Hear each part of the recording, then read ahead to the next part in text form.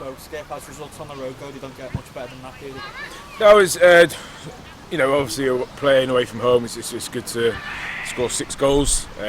Just disappointed with conceding 2 really, but scoring 6 away from home, you can't argue at all. And it was a flying start, wasn't it? You mentioned the 2 goals conceded, but the first half really set the tone for the game.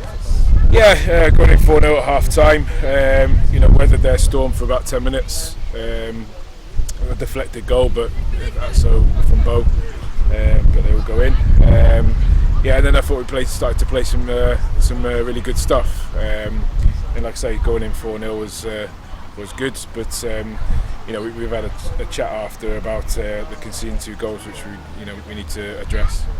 Conceding 2 goals is never good, but we've obviously scored 6 again today, so it's obviously encouraging, isn't it, to see the attacking threat we've got on the side. Yeah, absolutely. But the management team here are we're very want more and more. If you look at the chances that we've missed, we could have doubled that really.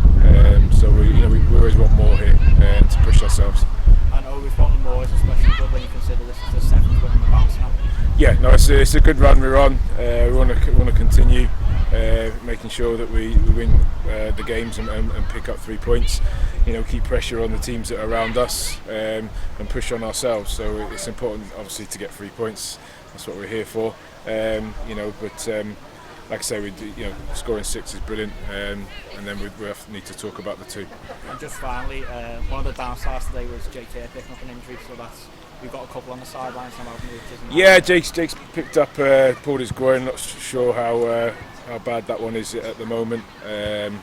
So we'll have to look at that during the week. Obviously, he's a big player for us, so if he's out for hopefully 2 weeks, minimum, that's obviously going to hit us. But we've got players that have stepped up from the academy already this season. So we've got strength in the squad.